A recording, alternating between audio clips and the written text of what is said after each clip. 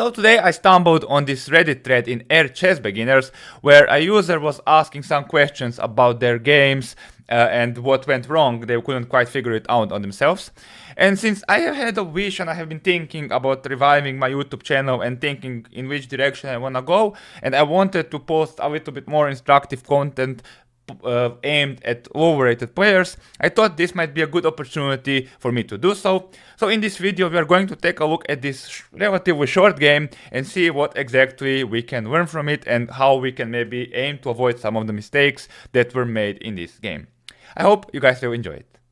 So the game in the question was played between the users Felipe Julian 14 and King Gold Knight Knight on chess.com. And we will be taking a look at it from Black perspective because Black was our OP or person who asked the thread. Although, as you will see, I will try to comment on the play of both players. So players were unrated in this one, which I didn't know is possible, quite honestly. And also it was a long time control game, both players starting with 30 minutes, which, as you will see, is very, very relevant because I will be referring to the time usage quite often throughout this video. So the game started with e4, e6, d4, d5. Now, in all sincerity, I'm not sure if French defense is like the best beginner opening because it involves some close position, some, let's say, knowledge of some more advanced strategic concepts. But on the other hand, if you, doesn't really matter what you play at that level. If you want to play French, I mean, so be it. But just like if we are talking about the level of difficulty, it is a little bit higher than some other like e4, e5, some, let's say, things that the kids are taught when they first start out. And after d5 there is actually the first kind of interesting moment.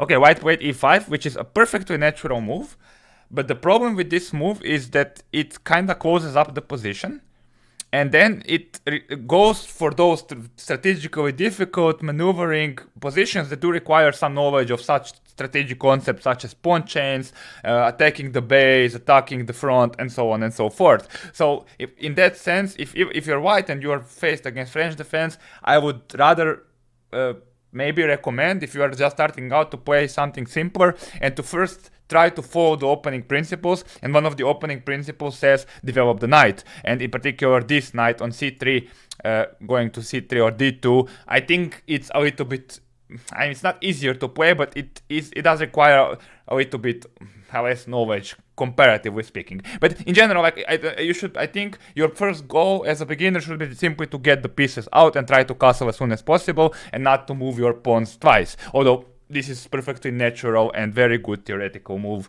Actually, it's all the rage on the top level these days. But I'm digressing. The reason why I'm saying all this is because after c5, which is a perfectly natural move, attacking the pawn on d4, white plays this very strange move, bishop to e3. Now, this is a very bad move, and for many reasons. But it's not so easy to explain it for somebody who is maybe not too versed in strategy and basic strategical concepts, simply because some understanding of what is going to happen in this type of position is required. So when we have this kind of position where one side is kind of closing the position and we have these two big pawn chains on d4, e5 and e6, d5, what typically happens and what the play revolves around is black tries to attack the pawn chain and white tries to maintain it.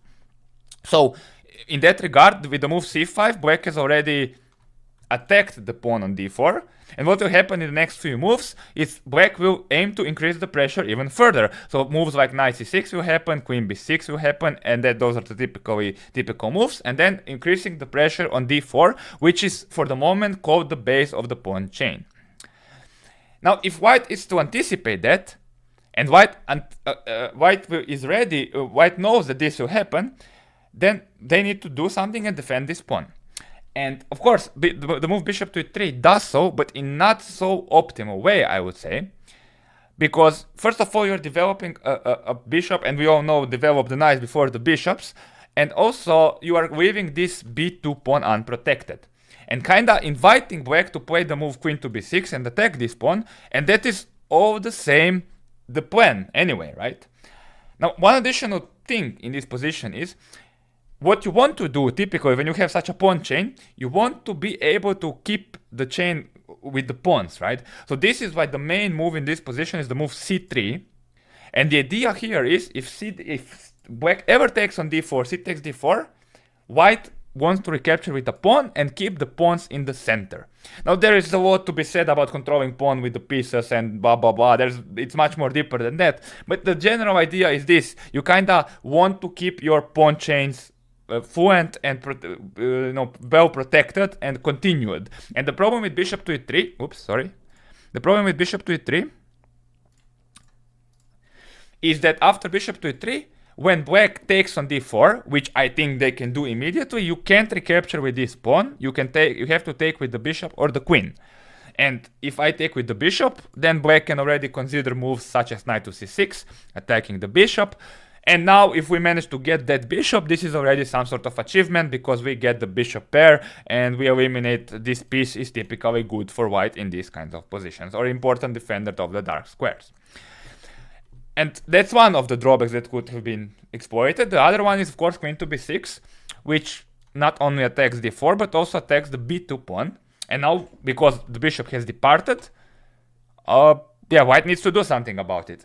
And white does another move, which is kind of ugly. White plays b3. I'm not even sure what else to do, to be completely honest, but this is very ugly because you are not developing pieces. You're moving the pawn again in the game. And in general, you want to avoid some super false pawn moves early without concrete reason. If the only reason is I just want to defend, then it's not good. This in particular weakens all these dark squares, and it's really a not ideal move, and there's a reason why this is never played on a higher level. Now black continues logically knight c6. Now I would still aim to get in this knight c3 for some reason, but okay. Knight to f3, knight to h6. I mean, this is all pretty sensible, to be completely honest. Maybe you can consider taking on d4 at some point, but okay, knight to h6 makes some sense. Black wants to play knight to f5 and increase the pressure on d4. As you can see, all black moves are going toward attacking d4. Now finally c3, knight to f5. And now comes like another very peculiar moment in my opinion. Now white plays this move h3, which I think Andras Toth has the video on it. He calls this bunny ear moves, but it makes very little sense to move a pawn on this board for no particular reason. As I said, opening principles, develop the pieces. So I'm not even sure. So there is some pressure on d4, and this is probably not too great for white objectively, but still, even in not so great situations, you should make sensible moves. And a move like bishop to e2, probably just developing and then aiming to castle, is already good. And then you can play that position, you will get some tactics and so on and so forth. But moving the bishop is much better in my opinion than moving this pawn h3, because literally what is exactly the idea? There was no threat, g4 doesn't need to be covered, it is literally I don't know what to do, I'll play this. And note, by the way, the time usage. Okay, this is like the first long thing, which means that white's probably not too familiar with principles, but still, we are playing a 30-minute game and both players have more than 28 minutes. And now happens the final blunder. So this is cd4. cd4, okay, sensible. I'm not even sure if you need to react here, but it makes some sense. cd4, cd4. And now black has many good moves. Black can take on e3 and eliminate this bishop. Although you don't need to hurry with that. One good trait of strong players is patience, because it's very debatable that this bishop, it can't leave because d4 is always under the attack.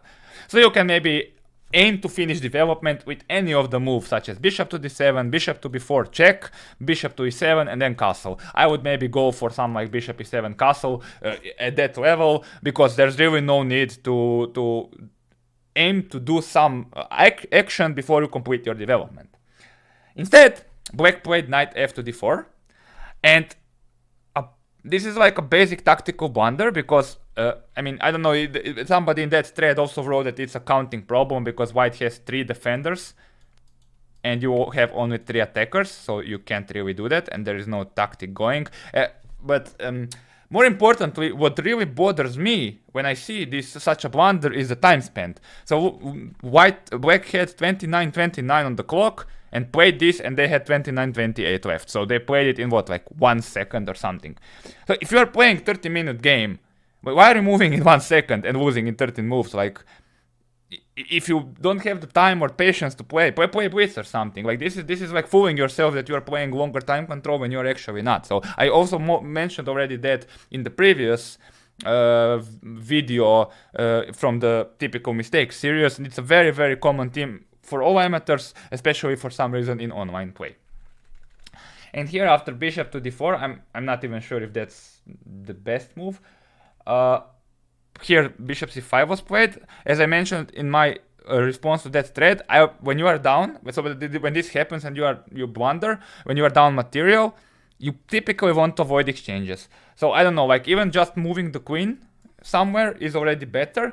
I was actually not 100% sure what would happen after a move like bishop to b4 check, because the point of this move is if white blocks the check with a move like knight to d2, then you can take this bishop because the queen is no longer protecting the pawn on d4. And if knight to c3, then you probably play knight to d4, and then queen to d4, knight to d4, bishop to c3. So I don't know. Actually, now that I think of it, maybe white has to play a weird move like king to e2, and okay, then it is this achievement, right? Then maybe you have some checks here, and the game goes on. So even if, though objectively, I think this is just a blunder of a piece, because of this ugly b3 move, you actually might have some ideas. I don't know. Maybe this is why I would maybe prefer to take with d4. I haven't analyzed this deeper than this. It's a little bit complicated. But all I'm saying is there's a lot of possibilities even in hopeless positions. But once again, after bishop to d4, bishop c5 came relatively quickly, probably a bit desperation. And after bishop to c5, queen to c5, knight b to d2, knight d4 was played, and white resigned. So I'm not sure what happened in this game, because black is totally lost, black is just down a piece. And even here at the end, like this is very typical. Like, okay, you are down a piece and objective is totally, it's a lost game. But still, try to make the most out of your position. Go castle, make your king to safety, make sensible moves, play bishop to d7.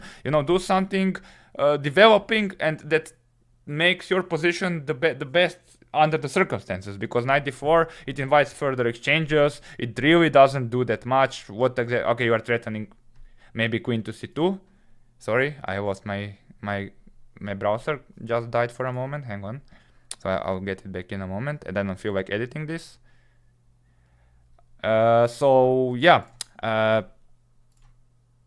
one thing that people really try to do at lower levels is they try to initiate action when action is not to be. So you need to prepare action, it's almost like in a war, right? You need to have logistics, you can't just throw soldiers in the battlefield. Okay, some nations have done that historically, that's a different point, but ideally you should be prepared for battle and not just rush into it with your forces scattered and your logistics wrong, right? So yeah, this concludes this analysis of this short game. In retrospect, what exactly can we learn?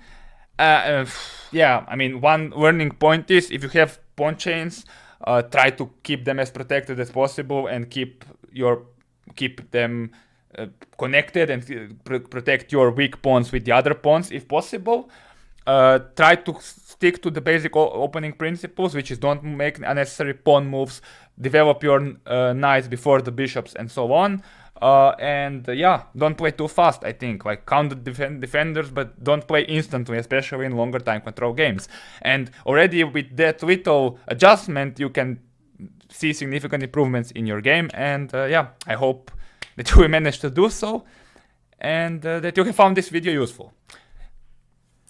So yeah, that was all for today's video. I do plan on doing a little bit more of this type of content in the future. I figured that I don't want to spend many hours and time and invest energy into my YouTube. I don't think that's worth it. But these kinds of light videos that hopefully also have some instructive value and that might be helpful for some people, because I've been browsing a lot through our chess beginners and saw quite a few similar questions, people repeating themselves. A lot of people are maybe overthinking it, they're a little bit confused, so I hope that maybe giving some directions and analyzing some games like this some people would find useful. So yeah, let me know what you think in the comment section below, and if you like it, yeah, I don't know, share this with friends or subscribe to the channel. And I'll be seeing you in the future. Bye bye.